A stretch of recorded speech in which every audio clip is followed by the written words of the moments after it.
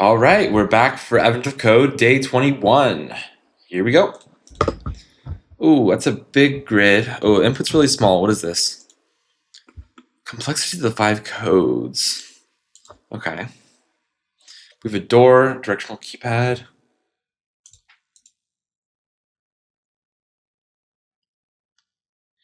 Ooh, this is really complicated. Okay.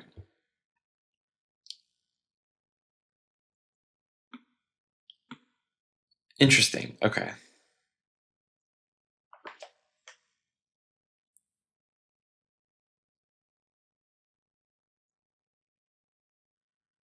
The A button in the upper right corner.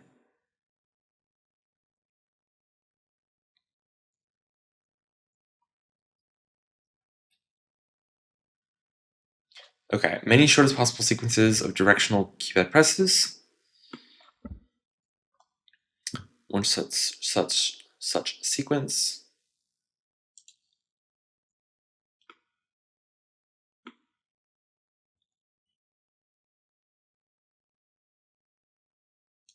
Oh, there's a lot of keypads here.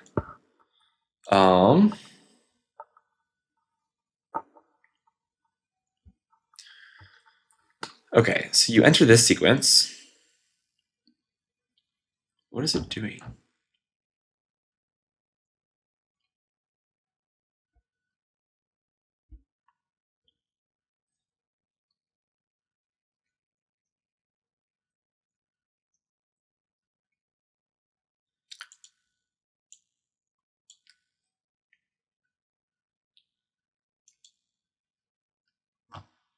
How many keypads are there? Okay. Left down A. Left down A. Inputs it down. Yeah, okay. And then down. Ooh, geez. Okay.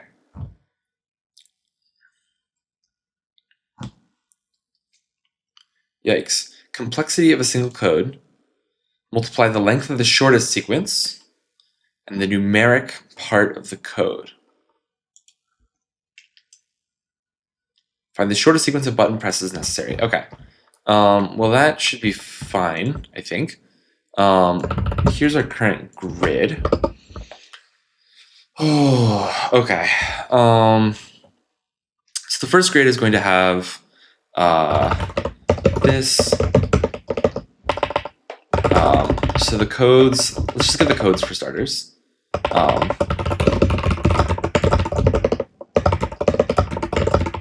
I can't type. Are they all ended in A? That's a little interesting. And then, so since this is our grid, let's make a mapping. So 0, 0 is 7. 1, 0. Typing this out is not the fastest, but that's fine.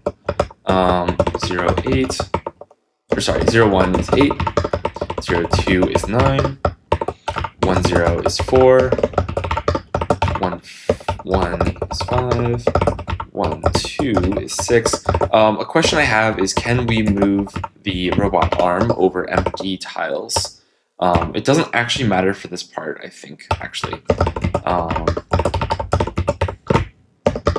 And then 3, 1 is 0.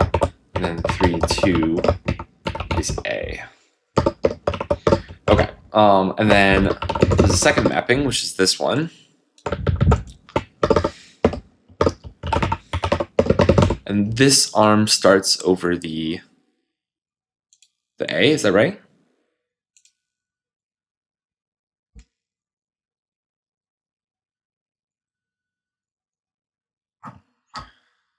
Let's check. Left A results in a 0. Yep, okay, this one starts on the A. So it's going to start on the 3, 2. And the second map we have is, let's see, 0, 1.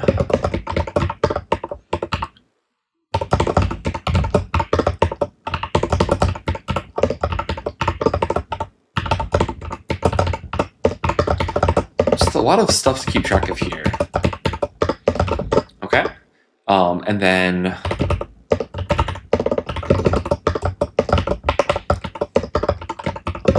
this is, let's like map these directions. I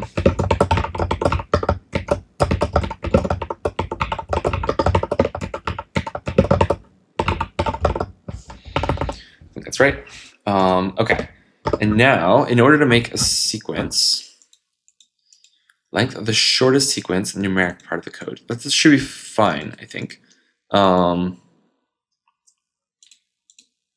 the zeros. Yeah. Okay. This is a little bit annoying, but okay. So for now, we just need to generate any sequence, I think. So we're gonna have two things. First, to generate this, to generate a sequence of the final result. These should all be strings. I'll convert them. Why not? Definitely burning a little time doing this, but okay. So in order to generate this, we're going to do this, and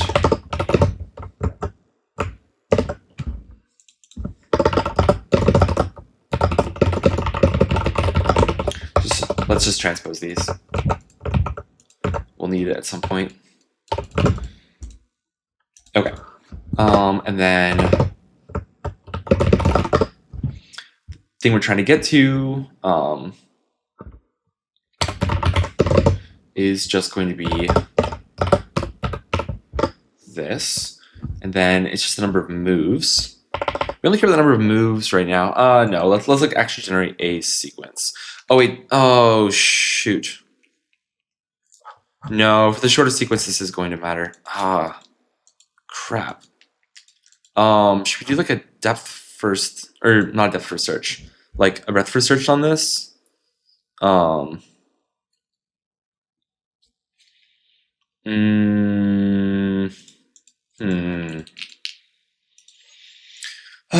this is not really great. I could do an A star here. I'm not sure if that'd be great either. The thing I'm realizing is you can't greedily construct these, because if you decide that you want to do something like this, the order of whether you do it like this matters. And then this affects the state going forward. I guess you could dynamic programming this, I think. You could have the recurrence be something like the best way to make some certain state ending on a certain state. I think that's fine. So let's do this. Yeah, so let's do the best way to make target string while starting at this location. I think that's what I want. I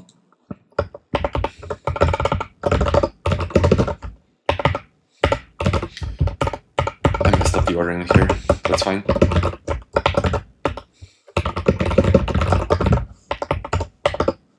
Okay.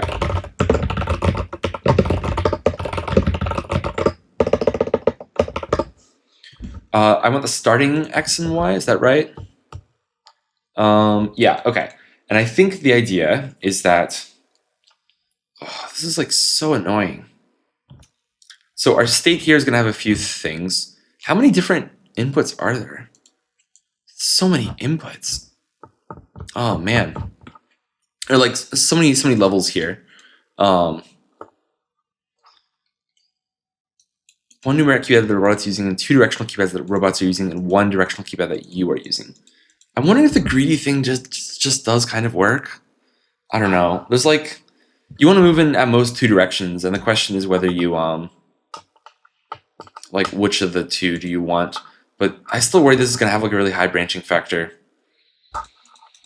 which is why I want to do it the dynamic programming way. Let me see if anyone solved it yet. If anyone solved it, then no one solved it. This makes me think the dynamic programming thing is probably correct. So let's generate like a state. A state is going to have a couple things. It's going to have the position of 3 arms. These 3 keypads are the ones that we care about. Do I really want to hard code all of this?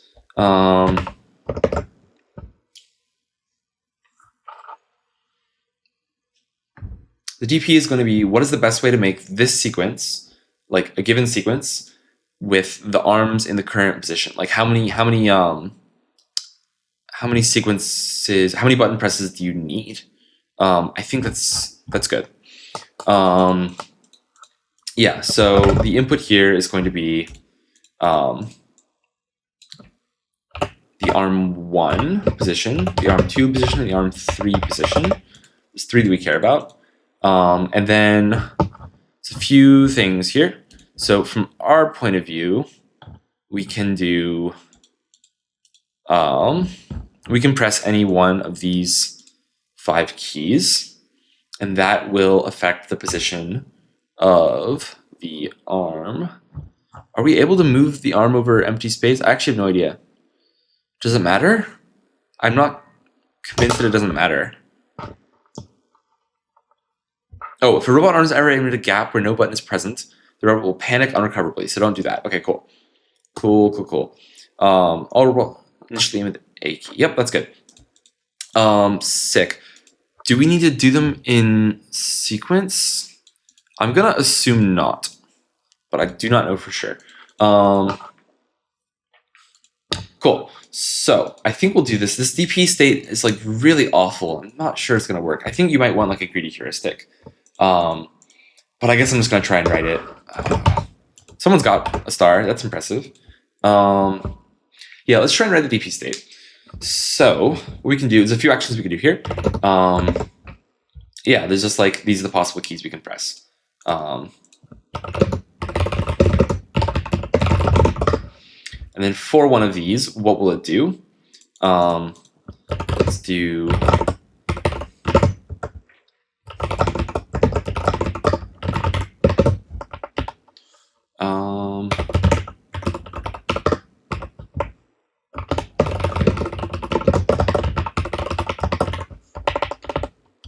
then need to check this. Check result is valid.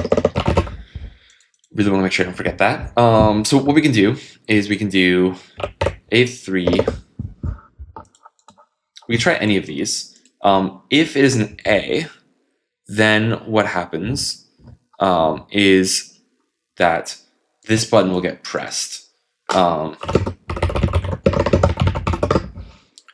So A is always a valid input, I think. If this is the case, then the press on A3 is going to be the A3 action is this, and then now A2 is going to be this is going to be disgusting.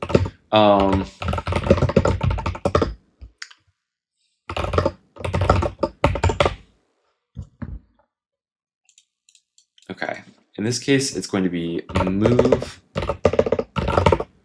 A2 by the A3 action. If it's an A, then A2 gets to do something. And in that case,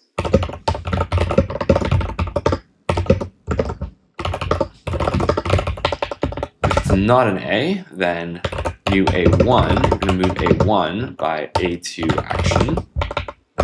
If it is an A, then A1 key must be equal to, this is going to be M1 of A2, or of A1. And then, okay, so,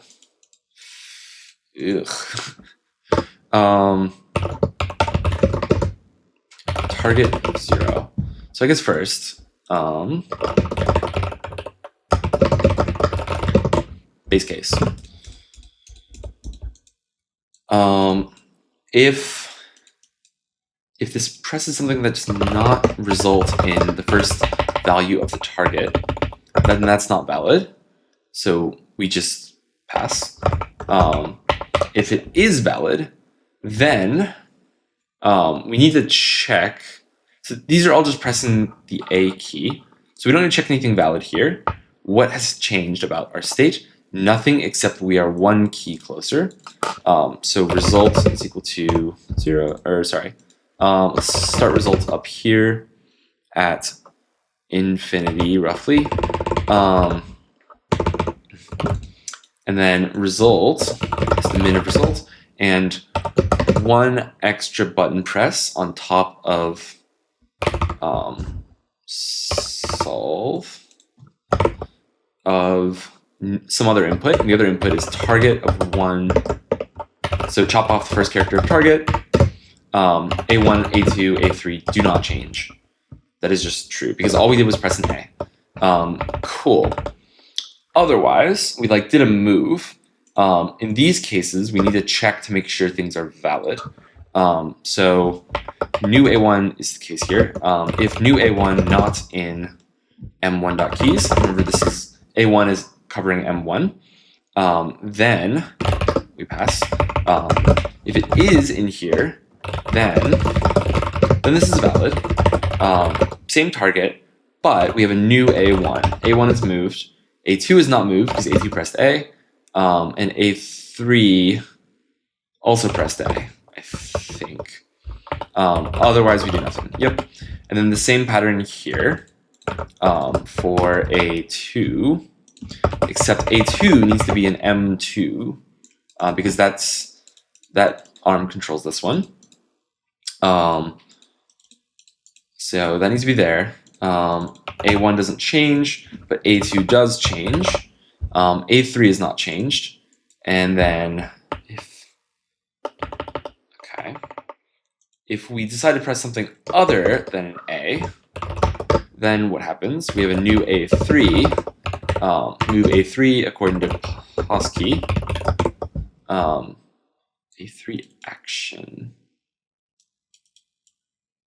That's what that arm presses when it presses A. Yeah, I think that's fine. If A3 in M2.keys,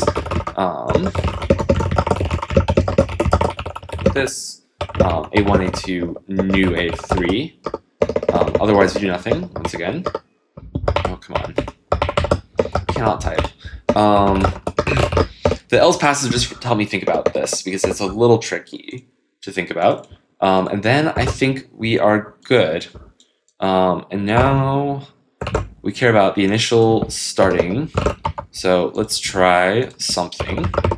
In order to make just the output in A, this should just be something very simple. And the starting positions are going to be M2T of A. That starts on A. This whole thing, by the way, I think is going to be in a big tuple. Is that right? Yes, I have decided to do that. Which means I forgot to do this. So let's go ahead and do that while we're here. Tupleify everything. Okay, cool. That looks good, I think. Yeah, do I need to worry about getting stuck in infinite loops? If we just move in a bad direction? Ooh, I think I do. Because it can move left and then it can move right again. And then we try and hit the same cache node. I think the trick here is something like the following. I really hope this works. We set this to some large value before we recurse so that we don't ever backtrack into it. I really hope that works. Okay, so back to this. Let's just, oh, come on, didn't copy it. Oh, that's because my clipboard got wiped. M2T of A. So this is the starting position for the arms that cover M2.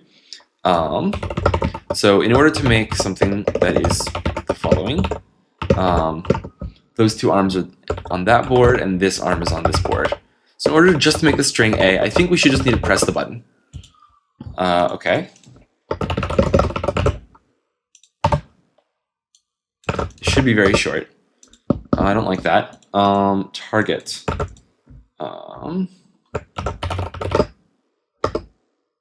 Oh, yeah, that would do the trick.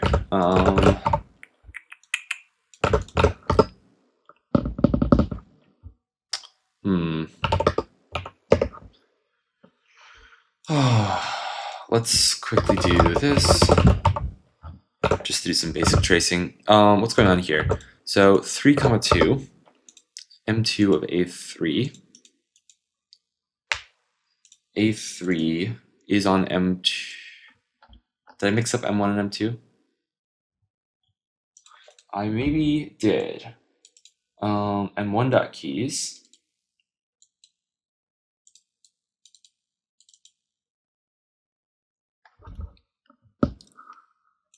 Oh, shoot. A3 action is equal to M2 of A3. A3 is the final. Oh, I think I did. Sorry, I just mixed up my call order. That is the most easiest thing to deal with. 1 is its answer, which is a good answer. It recursed a lot for that, which I wasn't thrilled about, but what about if you would like to create this? That's not great. Okay, I should comment out the thing that keeps copying. No, it's not impossible. Oh wait, yes it is. You cannot, in fact, output this this character. Oh, it looks like it's working. Okay. Cool. Let's get rid of the prints. That was surprisingly fast. And now do we have targets? No. What do I store them in? Codes. Okay.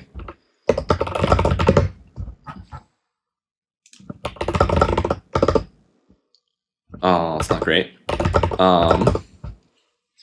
Yeah, that is really not good. Can only concatenate. We're trying to move with pos key. Can only concatenate string, not int. I'm calling pos key with, or move with. It should be one of these. Up, down, right, left, up, left, down, right. That seems fine. I would have thought.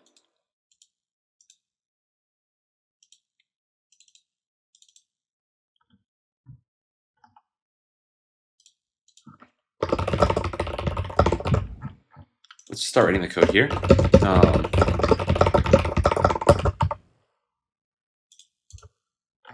What?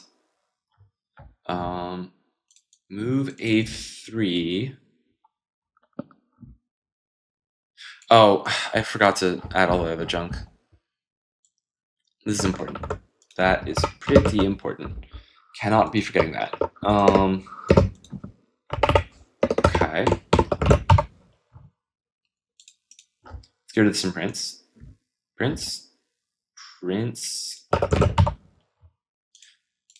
Oh. I don't like to see those. Can it solve them if it's given them first? I don't think so, but I should check anyways. The thing I'm doing here about like starting out, it can solve it if it gets them first. Why am I getting something really jank? Like I'm filling my cache with a bunch of garbage. Okay, well, we'll do something really garbage in response. I don't actually know if this works. But I'm getting numbers here. So let's do this.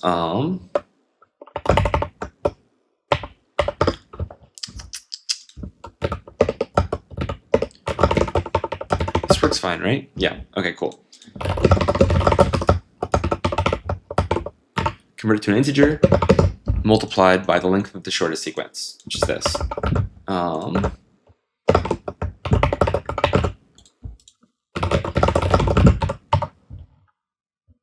come on. Try that. Not the right answer. Well, that kind of figures. The thing about that was pretty, like, I don't know. This thing was pretty jank. Where I had to clear the cache. Like, that almost certainly indicates a bug of some kind. For now, let's do this.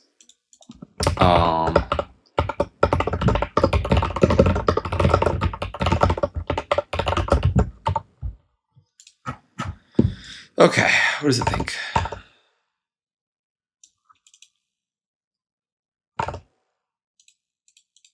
What? 68 times 29. Oh, it thinks it can do it in 68. That's not great. How's the leaderboard doing? Very slowly filling up. It's a tough day. Why is this not giving me the shortest sequence is a good question. I think writing this the way I did was not the wisest. Like, I think as a dynamic programming, this isn't great. I think I probably want like a Dijkstra's or an A star.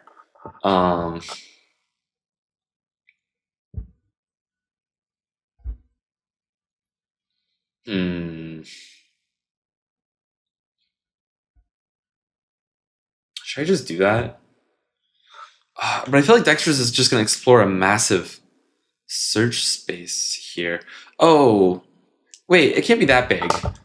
Oh, it's just going to be like the length of this. Yeah, the actual number of possible states here is not that big. It's 11 times 5 times 5 times... Yeah, these are the positions of the 3 arms times the number of characters that we have currently. So, the state space here is tiny. This is definitely... Why is that causing problems? I don't really know why that's causing problems, to be honest.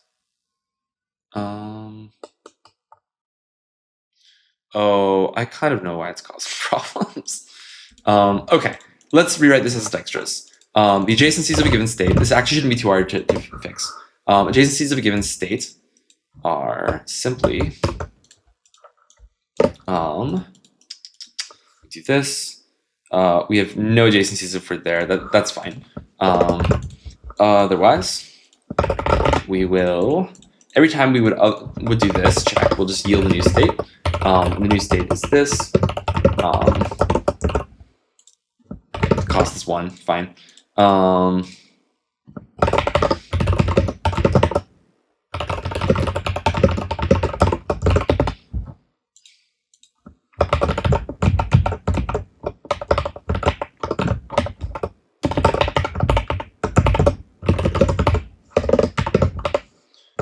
Okay, here's our new state. This one as well.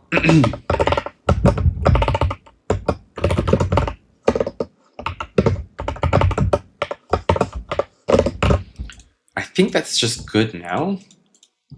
And then now we throw Dijkstra's at this. I'm getting good use out of this Dijkstra's.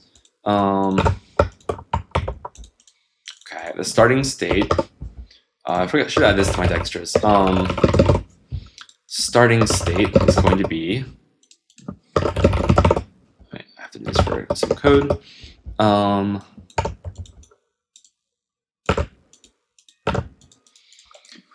Starting state is going to be C M1. I'll just copy this. Why? I'm typing so poorly today. Okay. This seems fine. Complete the dists. And then the target here, what is the target? The target is basically if the length of cur0 is 0. In which case, we're just going to return dist. So I think this should be good. Let's give it a try. Sol C. Adjacency is not defined. Because I can't name it the correct thing. Oh, these look correct. 68, 60. Yes. Okay. Okay. Now I really hope I didn't blow too much time. There's the answer. Rank 30. Okay, that's sick. A second unnecessary party has also been missing this entire time. One directional keypad that you were using. 25. Come on, really? Oh man, okay. 25, the state space here is now pretty big. Is it still 5 to the 25? No, it doesn't. It doesn't look good. It feels like, is A star even enough to deal with this? Or do you need to solve it like kind of precisely? I really don't have a great sense. If you use a really good heuristic, maybe it's like fine. I'm gonna have to remember how to do A star though. So let's try this. Also, oh no, this code is completely unusable now. I have to rewrite it properly. Okay.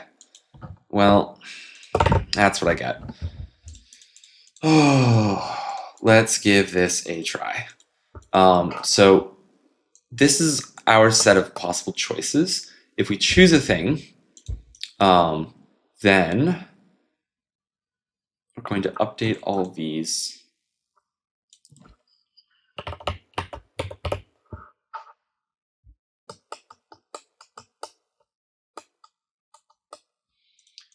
Yep. And we're sort of going to programmatically compute new states.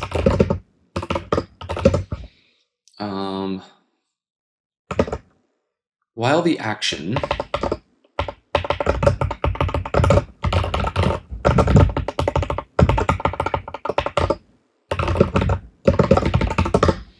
what's going to happen? While it's this,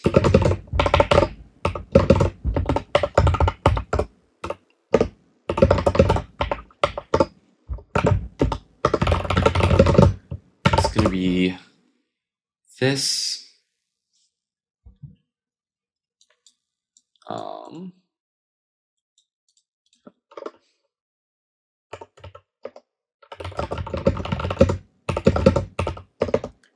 It'll be, so the very last one is on M1.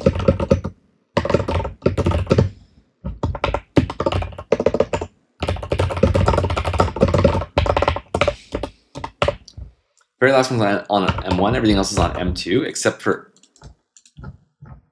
us. No. Yeah, we're also on M2. Yep. Okay, so get this of I, and then what we're going to do is of the position, so states of I.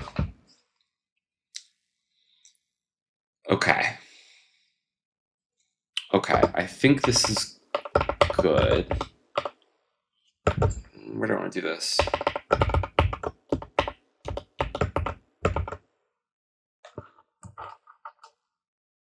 Okay, so if our action is A, how many is 25 that robots are using? There were, how many that robots were using before? There were 2 before. So this length should be 26, actually. Oh, I hate thinking about this. Okay. The last action.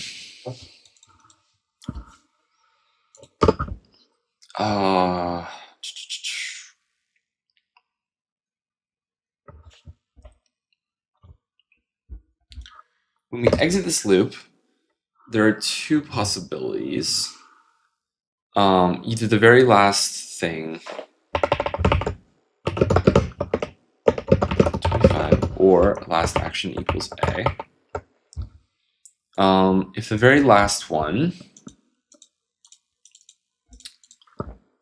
is, yeah, so once I is equal to 25, then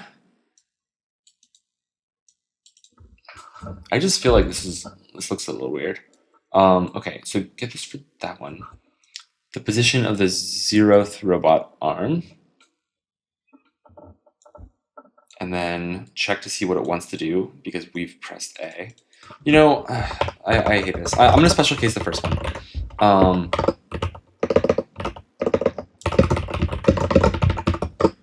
This is the only way that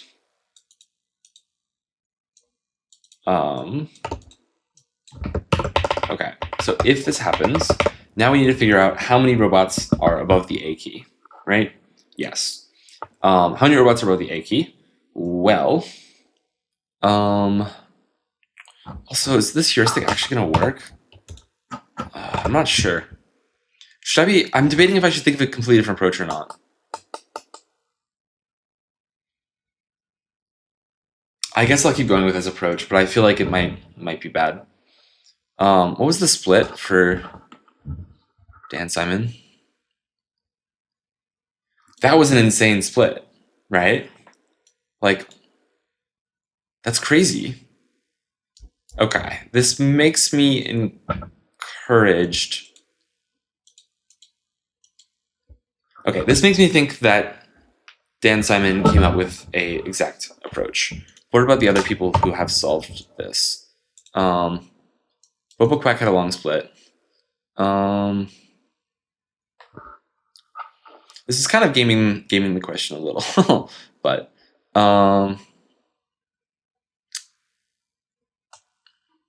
Igor, 25 to 31, 6 minutes. I just don't know if this is gonna work. Like, I can modify my adjacencies function to get this to work, but the actual Dijkstra's is going to be extremely slow. Like, Dijkstra's just would not work. You would, at minimum, need some sort of A star where you throw in a heuristic that sort of guides you in the right direction. But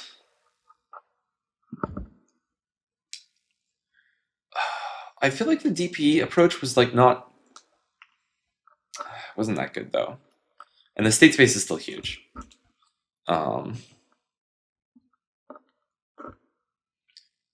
The fact that you can't go over empty space is a little interesting. It means that if you're trying to get from 0 to 1, you really only have one choice, to go up and then to go left.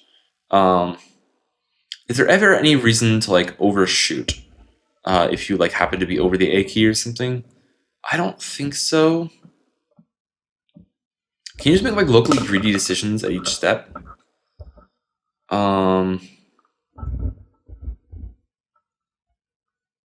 Move the final arm in the direction that is easiest. Like, the final arm has two directions at most that it needs to go in, right? If it needs to get from 0 to the 6, then it needs to go up and it needs to go right. And you can sequence these however you want, right? Like, you could do 2 ups and then a right, up, right, up, or right, up, up.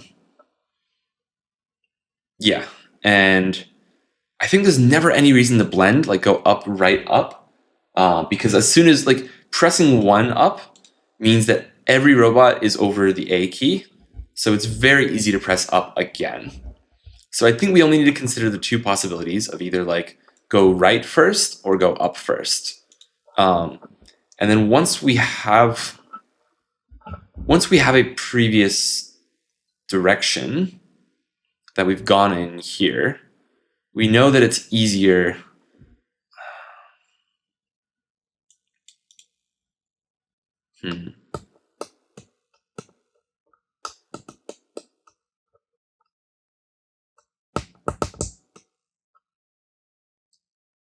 Okay, I think we should be able to solve this exactly. This might not work out well though. Okay, comment out all the code, fresh start. Let's give this a shot. So we have some code that we want to create, right? We know we start here. We know that the arm that's going to be pressing things starts there.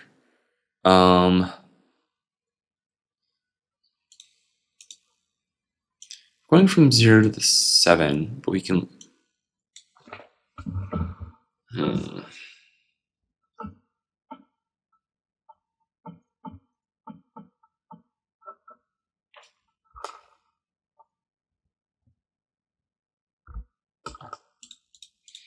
Maybe I can use my previous solution to sort of like cheese a pattern.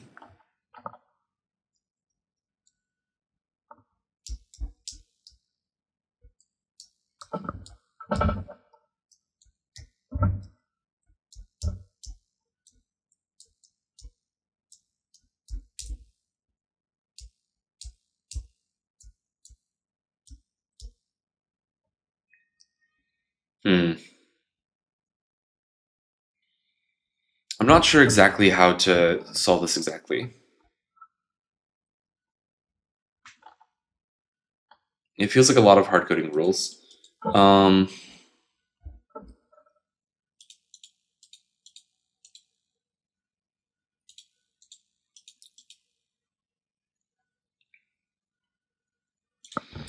Let's go back to the Dijkstra's thing and let's look at some example outputs.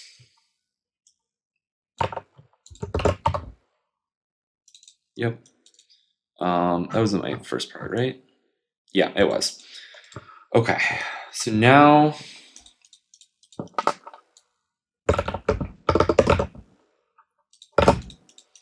solve verbose, and then once we hit the end, let's do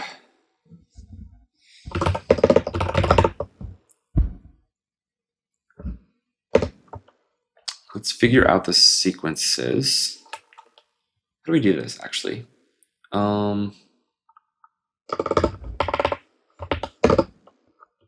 Yeah.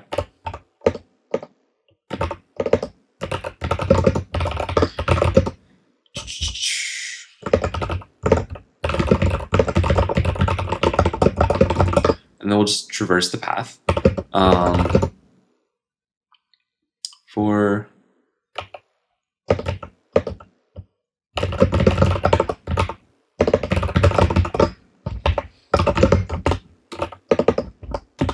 new adjacency.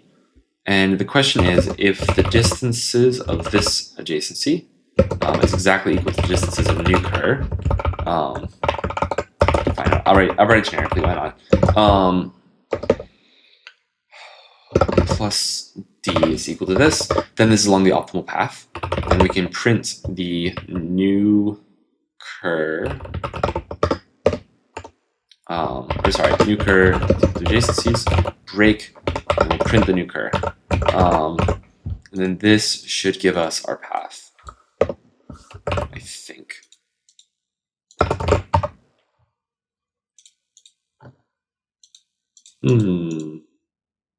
Curious.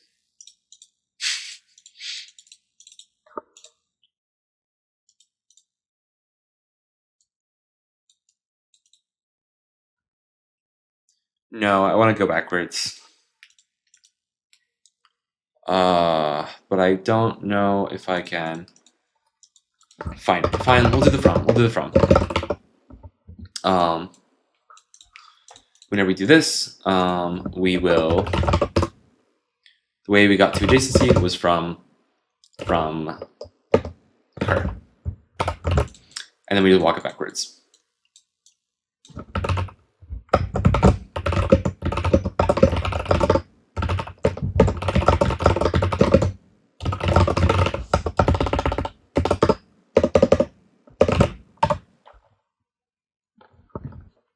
Okay. What is this telling me? Anything whatsoever? I have no idea.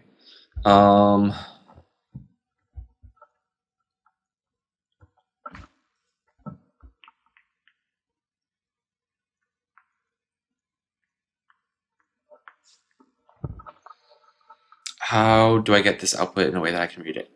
What I would like to know is probably this.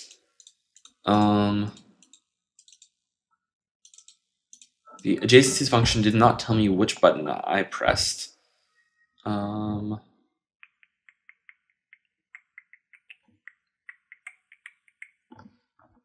So why don't I make it also do that?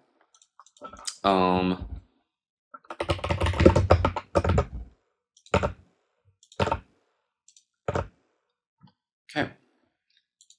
And then, no, I do need that. Do it here as well. So now it'll tell me where I came from and which button I pressed there to get there.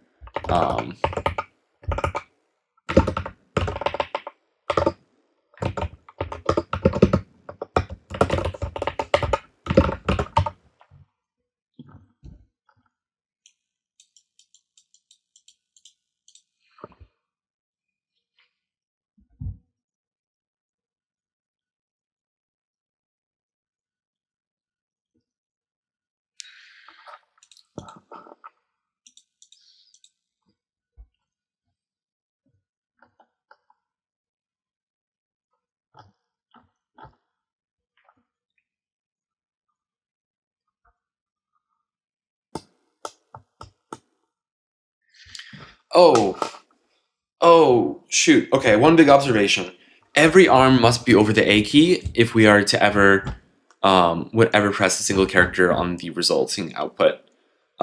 This should collapse the state space significantly.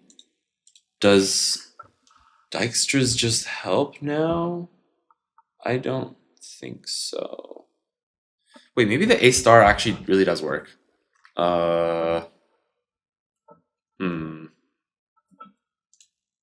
Should I just done that? Sad if I abandoned an approach that would have been good. Maybe I can also use that to solve rigorously.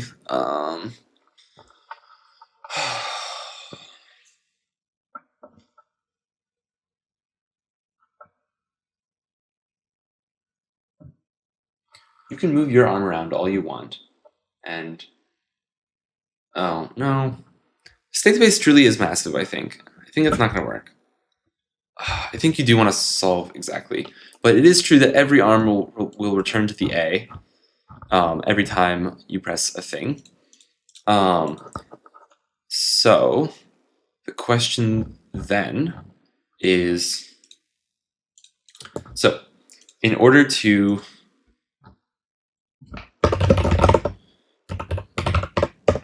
okay, let's do this recursively again, recursively memoized.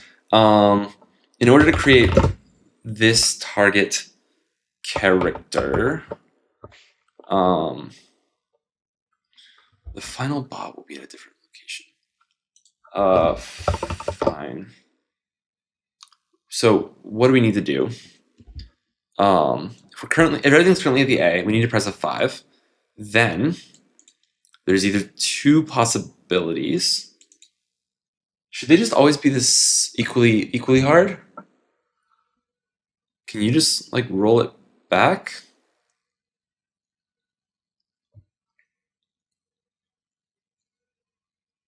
I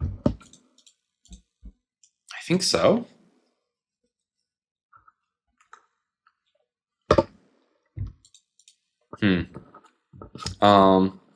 Well, yeah.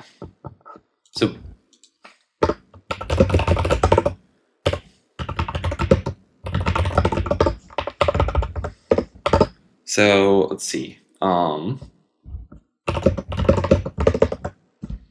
have a sine function, right? I think.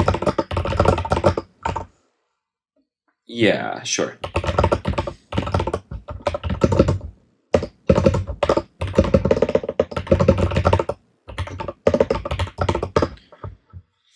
Okay, and now the question is, we have to do some number of up steps and some number of, like, up left. I'm not making sense.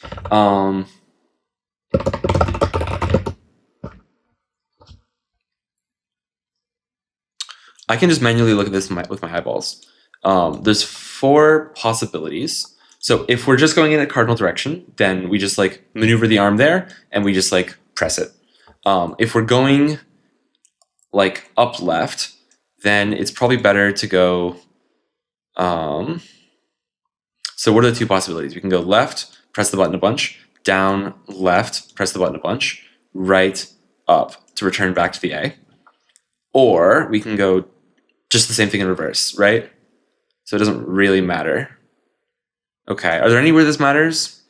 Not really. Okay. Well, in that case, I think we should generally always prefer, like given this structure, we should prefer not to go left first, but otherwise it doesn't matter what we want to do. So x is the first coordinate. Unknowingly, I've like mixed up my x and y kind of. That's fine.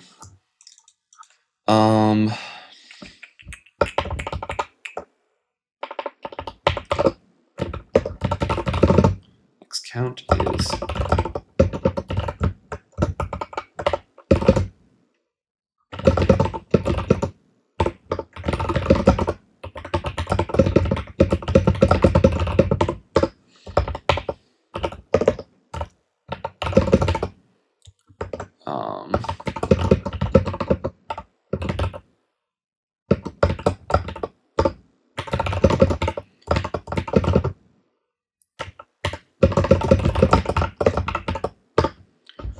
not actually going to end up using strings in the end, I think, but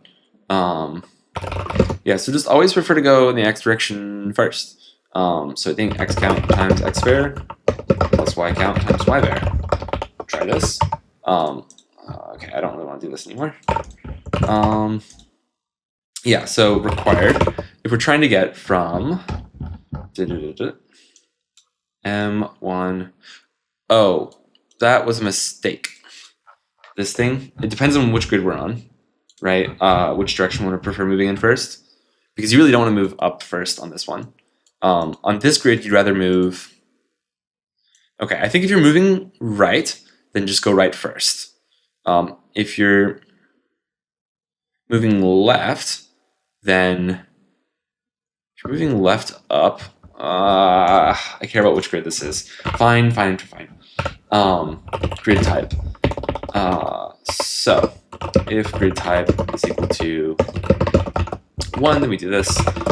Otherwise, we will go, so we're on this grid, and on this grid, you would rather do your, what, your horizontal motion first? Wait, this wasn't even correct, was it? No, it's not. Because you can't go down first if you hit this. Okay. If we're in this grid and we want to go in the positive direction, then we should do our XY motion first. Or sorry, we're going to go in the positive direction, then we should do our other direction first. I guess I could just always check which of these is valid, but otherwise, we will go in the x direction first. I hope this works. This feels very wrong. Okay, if we're on the other grid, if we're on this grid, now the question is, if we're, like, the way we hit this is either we're going up.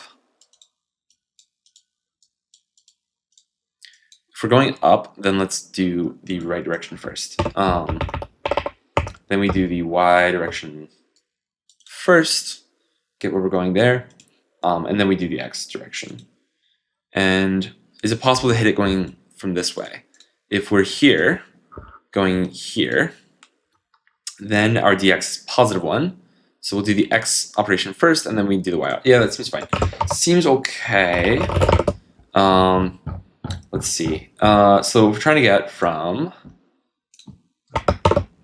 M1T, trying to get from the 7 to the A on the first grid. Grid type 1 is the numeric, grid type 2 is the directional. Okay, and the grid type is 1. Then what is it going to tell us to do? Shoot. That's because this should be exact. It should be int. I'm just doing round for safety. Cool. To get to the 7 to the A, right. That's not right. Yeah, let's fix that.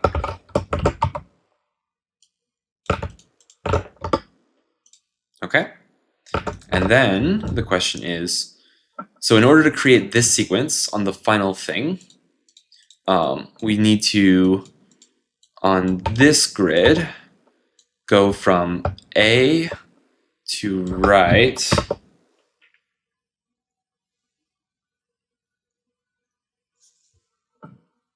I'm getting lost a little. Yeah, so everything starts in A. We got to get to the right input. Grid type 2. In order to get from A to the right input, we go just down 1. In order to get from the right input to the right input, we do nothing. In order to get from the right input to the up input, we're going to have to that's not great. No, it is not.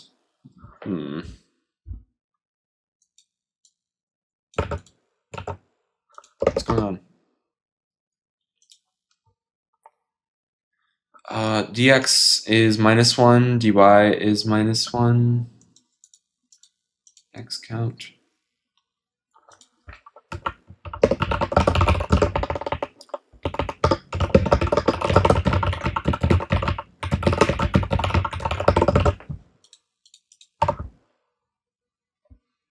Did I have to do like a X count times a Y there or something? I don't think that would cause the problem. Okay, if I want to get from here to here. Okay, where do you think the counts are 0? Ex minus Sx over dx. Ex and Sx. Ex is 0 minus Sx is 1. Divide by -1. Round. Oh, silly bug. Cool. Let's try that again. To get from the right input to the up input here, we have to do that. In order to generate this, now we have to go from the A to the, okay. I think this is looking up. So there's basically some number of count required to get some sequence on the nth robot, and basically we are going to have to, so we start at the A,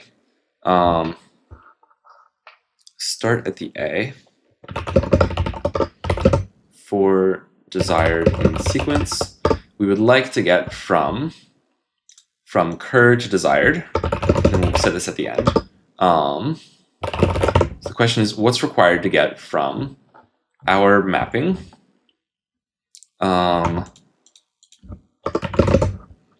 It's going to be M.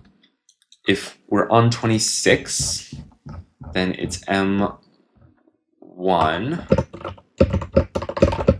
Otherwise, it's M2. So what's required to get from 1 is numeric, 2 is the directional. Okay. Yep, I agree.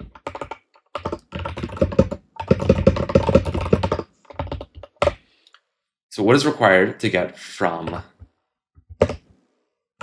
M of cur to M of desired? We want M transpose.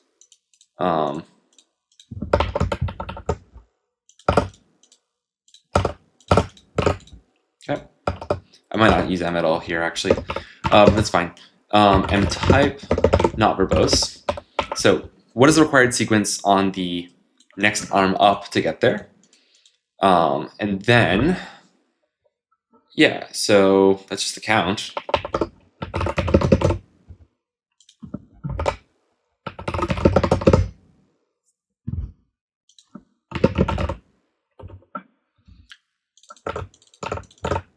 I'd like to be able to check to make sure this actually solves the previous input.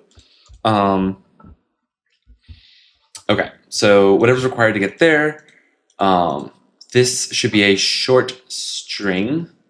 Sorry, this is a string. And, oh, I call this both required. Let's not do that. Solve. So this is a string. Solve this sequence on the n-1th input, and the max n is the same. Yeah, that looks right. A thing I will say is if n is equal to 0, and we're trying to get some sequence, it's just the length of the sequence. We just probably press those buttons. That's fine. Cool. And then cur is des. And then we're going to have to get back to the A. Sequence plus A. Not if it's the very last thing, right? No. Well, okay, hang on now. So if the current thing is, we're trying to get from the A to the 7, right, on the final arm that gives us some sequence of inputs for the previous arm. So we have to execute that sequence of inputs. That'll get us there. Then we need to press the A button. So I think there's a 1 here.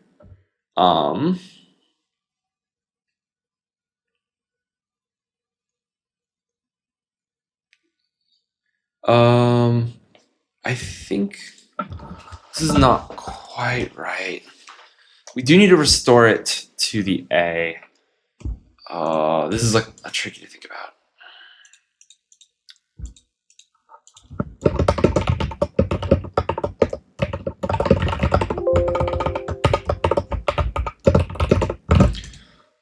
Empty string. I think it's something like this, but I'm really not confident. This all needs to be cached in like a dynamic programming style way.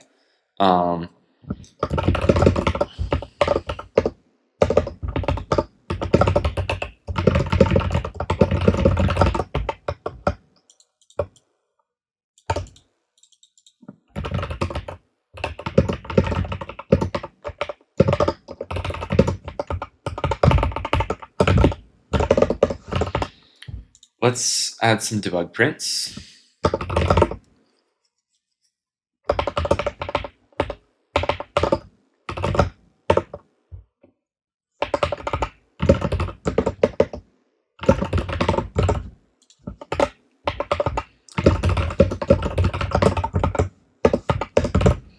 Okay.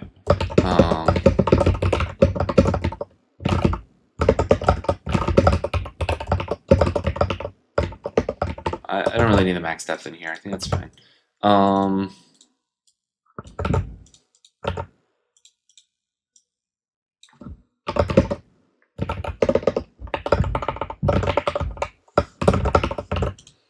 Seems fine. Okay. So in order to press the 7 key on 3, 3, 0, that's fine. Takes 35 presses. Do I believe that for a second? So why did I start with something 3 deep? To press the 7 key with 1 deep, that's why. We have to get from the A to the 7. So we have to go up, up, up, left, left, right. Yes. And that call, why did it return instantly? Where's my thing? Oh yeah, in order to get that sequence, we just press it 5 times, right? 1, 2, 3, 4, 5. So now the arm is on the 7. Okay. If this is 1, then there's one of these and one of these, and we control only one of these, right? Yes. So the arm swings up to the 7. Then we just press the A key. So that's the +1. We press the A key, and then that causes this to press the 7, and we're good. Okay. What if we wanted to press the 7, 8? Now what happens? Well, we have to add 2 more because we have to press the right, and then we have to... Wait, why didn't I just do this? Why did I not just do this? I should definitely have checked this first. I'm not saying it's going to be right. It probably is not. 86. Was that right? Let's do one of the actual sample inputs. If it is right, that's kind of cool. 84. It feels slightly off.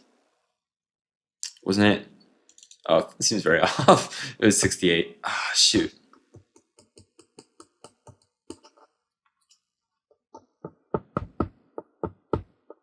This approach could be just broken. Like, it could just like completely not work. Okay, part 2 did fill. And we are an hour in. That's crazy. Wow. Time really flies. Okay, so the pressure is off now, but I'm still curious about how to actually solve this because I still don't really know for sure what the approach is.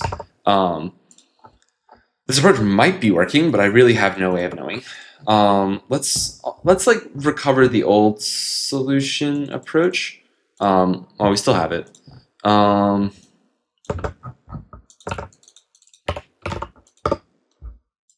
just this, returns 68. And then this does recover the actual like sequence of inputs that we run as a human. As did this one, the solvey. So why don't we actually break this up to return it? Solvey is going to return the sequence of inputs we press as a human. So in reverse order. That stands for buttons, by the way. Let's do that. Just kidding. Let's do it here. And then return the buttons. This does only return one configuration of buttons, but maybe we can work out where the A's are different. That seems like a reasonable idea. Cool. So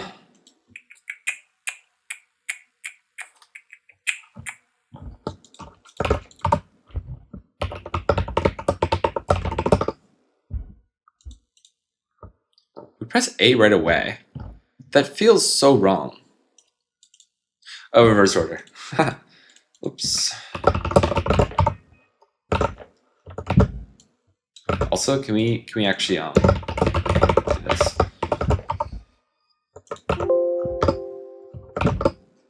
Okay. And then let's do this approach. This approach will notably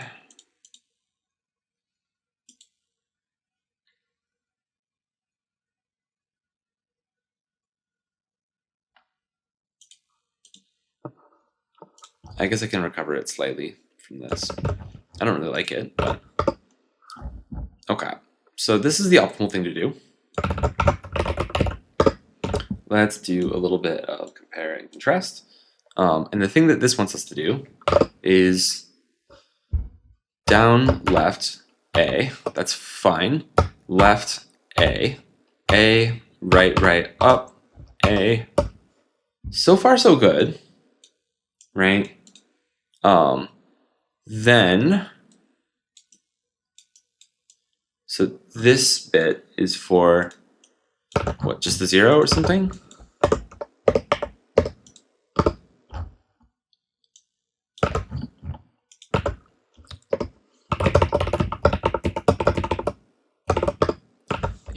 For just the 0. What does this say? This is 21 for just the 0. That's suspicious. So, okay, we have a minimal example to debug. That's nice. It's a lot shorter, that's for sure. 21. So what does it want us to do? This is just this. And this wants us to go, let's see, down, left, A, right, up, A. And then interpreting what happens after this is a little bit tricky. Or no, it's just this, right? A. Oh, am I adding a bunch of 1s at every step? Do I only want to add this if n is 0? That might be it. A, left, up, A, right, A. Yeah, the sequence looks the same. I think I'm adding 1s on the entire way up. That kind of makes sense. You only need to press A once by yourself at the end, and then everything downstream presses A. Neat. I think that's right. So if this is equal to, we start at the max end. If it's equal to 0, no, it's equal to 1. Let's try that. 18 is right. Okay, let's try something. This could be big. 68? Okay, I think that just works. I think this should be the answer. Let's get rid of our debug prints. Wow, it was dynamic programming in the end. Crazy how that works. It just is greedy-ish DP. So let's do this. Oh, this is a mess of a question. It's a good one. It's a little painful, certainly, but it's a good question. So for each code, what we care about is solve some sequence, which is just the code, for n is, first let's get the original solution going again. 3, 3. And then let's print our answer.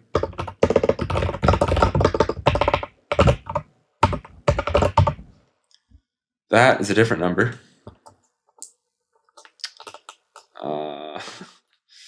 Shoot, I thought things were going well.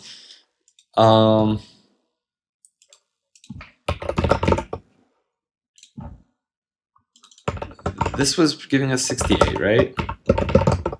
Right. That did give us 68. Wait, were these the right things? Maybe they were, maybe they weren't. I don't know. Let's check all the samples, I guess. 60.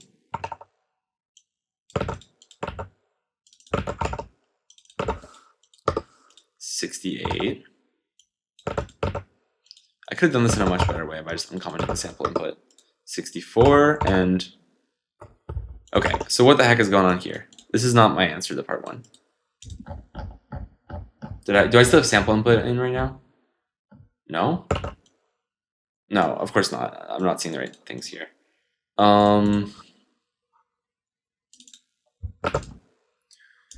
Why don't we also print? Yes. See where they're different. Oh no, we found some failing cases. No, what's wrong with the greedy?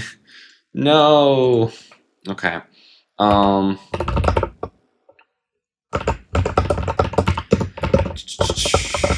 Try this, and then try it with solve. I really did not pick great names for my 2 solve functions, did I? Here. 68. Okay. Yep. These do not match. Let's just do 68 against 68. Trying to create a minimal failing example here. What about just the 6? 13. 13. So it's the 6 followed by the 8. How about 8 by itself? 23. 27. Okay, the 8 by itself is failing. So let's debug that. Why don't we?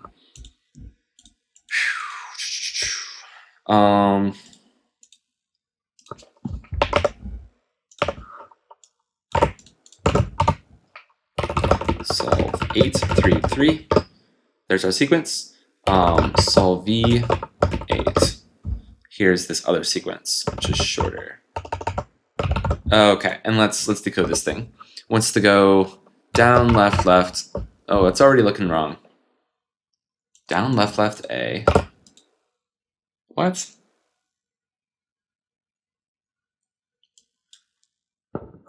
Oh, did it switch the order around? Let's keep going. Right, up. A. A. A. Presses A 3 times there? I guess there's a triple A here. Does the order really matter? Shoot. I guess it's possible that we can get required to return all possible orderings, and then we can just check both. That might just solve the problem. Should I actually bother understanding this? Okay, I should bother to understand this because leaderboard is full anyways. So I would rather do this the more proper way. Okay, so down, left, A, right, up, A, down, A, left, up, A, right, A. This is, I think, this sequence. What are we doing here? So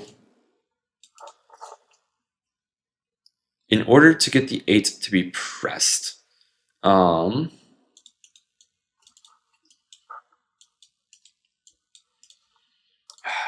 gonna hate this, aren't I? I really want to produce like these things, but I'm not producing them, and it's not actually that easy to extract them, I think, from... It's maybe easy to extract from this algorithm. It's really not easy to extract from the other one. Like, or sorry, it is easy to extract in principle. Like, there's nothing hard about it, but I have to write code for it. And I don't really want to write that code because it's kind of annoying. So maybe I do it sort of by hand. Eventually this produces an 8.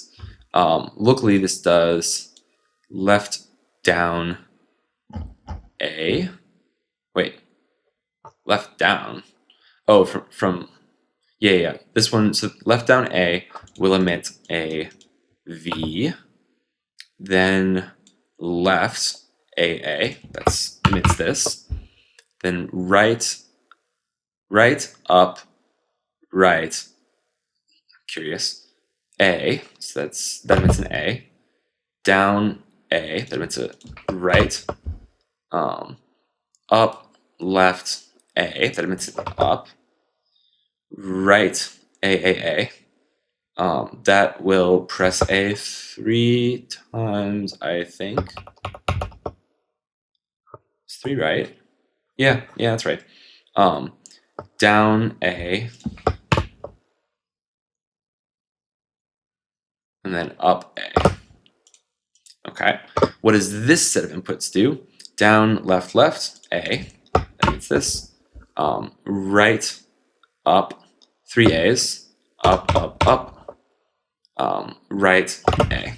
So left, up, A. Checks out. What about this one? This one, this one is going to do, so down, left, A, right, up, right, up, that's 3 A's, A, because we're over the A, down, left, A, it's down, left A, it's this, right, up, A, it's an A, down A, left, up A, right A. This sequence is the same length. That's reasonable. Okay, and then this is going to do, let's see, left A, down left A, right up A. What was I expecting to learn by this? This sequence is equally efficient. Like from here, they both produce the same thing as expected.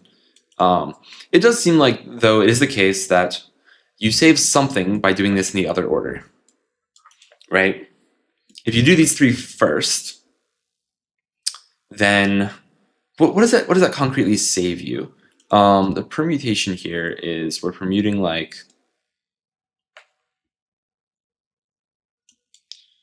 is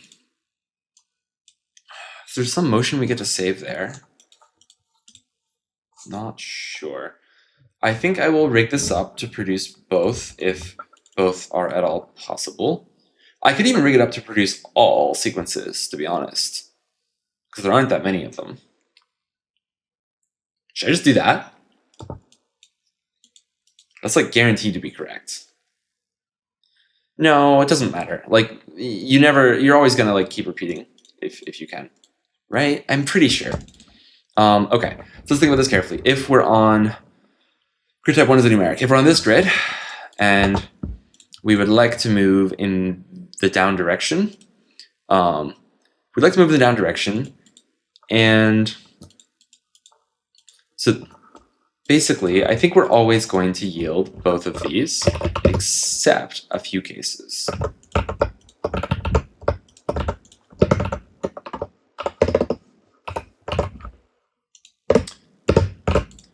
So this is the base case, like the normal scenario.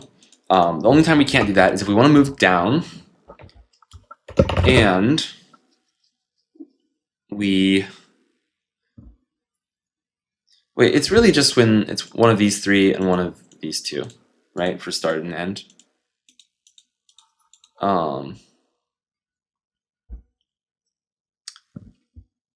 Yes. Yeah, okay. So I think that's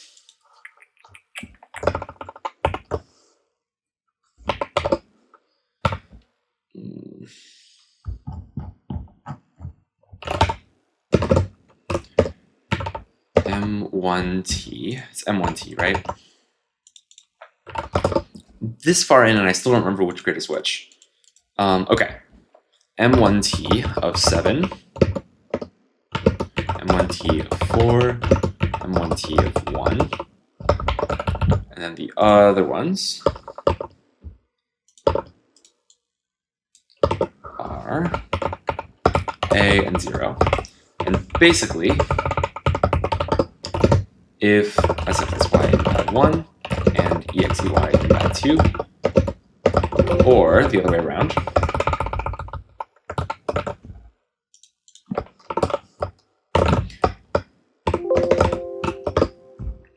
this is in bad 2 and this is in bad 1. If this is the case, then only one of these is valid. So let's do actually this. Split these out.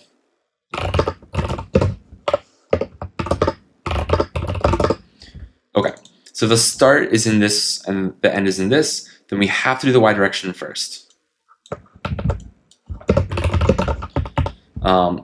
If we're in this, we have to do the x direction first. Otherwise, we're just fine, and we could do either direction. So we check both. Much the same on this one. We're going to do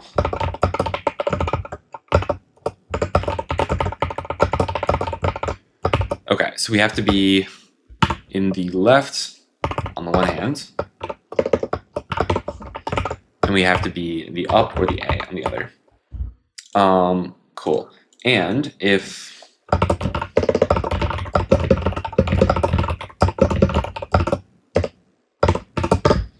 in this case, we're starting in here and we're going to here, we have to do the y direction first.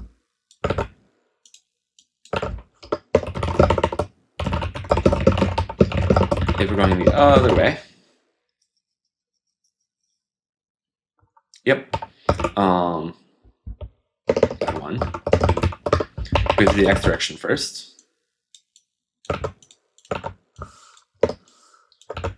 And then otherwise, we can do both. Whew.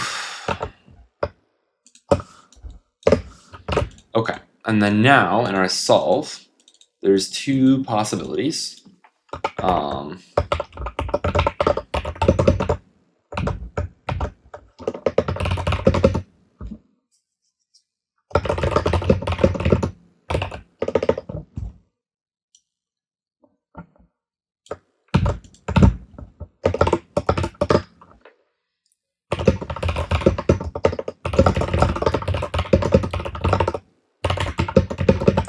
-1, max n. Otherwise, it's whatever's better.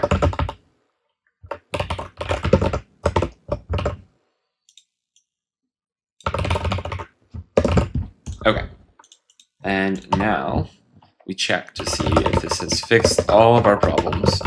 If it hasn't, then we are sad. Way is not defined. Oh, come on. I typoed something. Well, I just can't type, apparently. 23. What was this supposed to be? Oh, it's supposed to be 23, I think. We have improved it.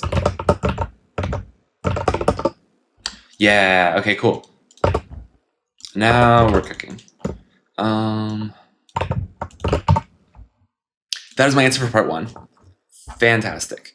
And now we just let her rip and hope. That was really fast. Yes! Okay, rank 263.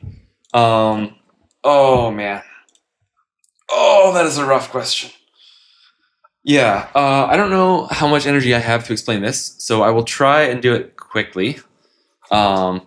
I'm gonna skip over the actual question explanation because that was an hour and a half, and I assume that if you actually watched that, you could read the question while I was reading it at some point in time, because I just had a lot of time when I was like thinking.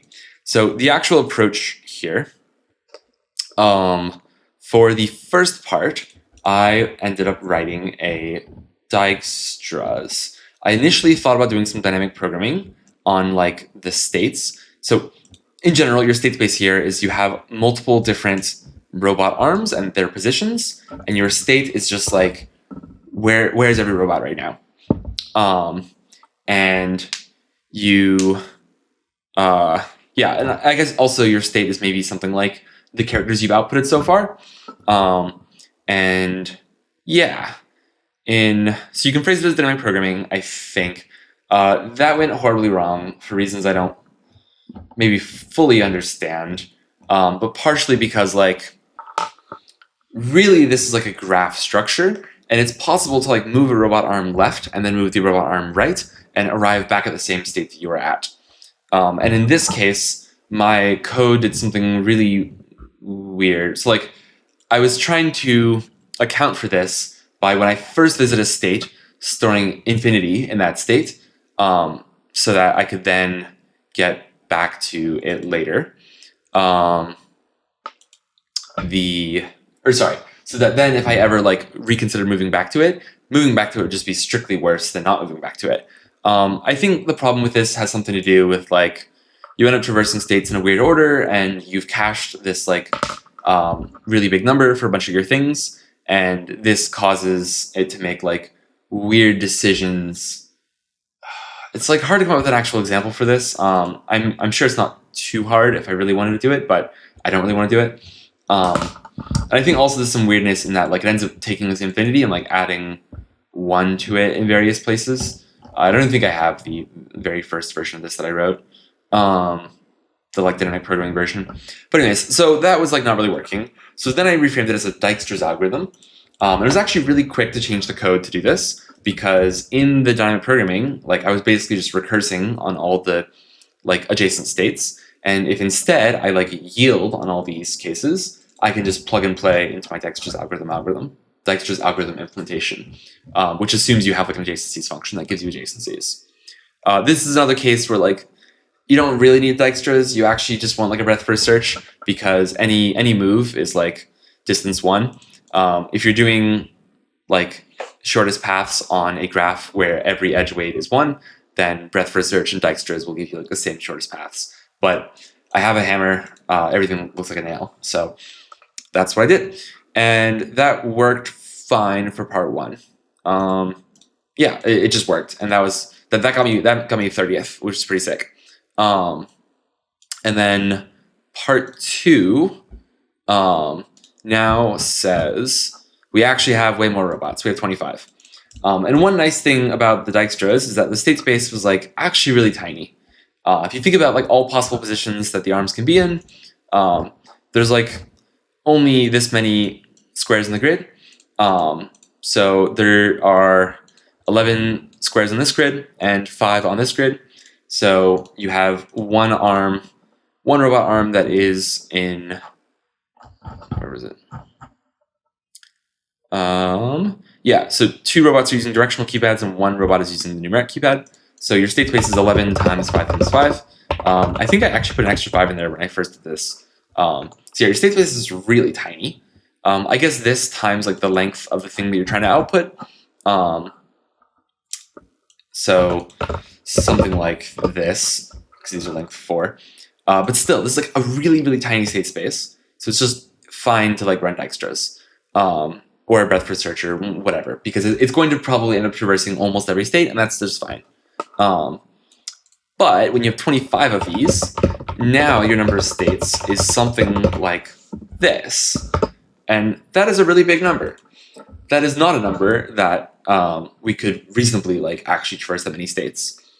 So from here, I had 2 general ideas. One was you can bolt on a heuristic to Dijkstra's, and then you get what is called a star. And the idea is roughly that if you have like a good sense for which paths are better to explore than others, then you can sort of like, not really prune, but like deprioritize other paths and explore the ones that are like good and actually likely to get you to your solution faster. And there are some requirements here, like your heuristic needs to be good in a certain mathematical sense. It needs to be admissible for this to work. But it's like not too hard to come up with admissible heuristics. But in general, this like, I don't know, it's not usually a like thing that can turn an exponential time complexity thing problem into a like non-exponential one. The Dijkstra's here is like not really exponential, but it's not a thing that would get us from this down to something much more reasonable. I mean, it technically could if your heuristic was like really, really good. I think. If your heuristic was the true distance, anyways.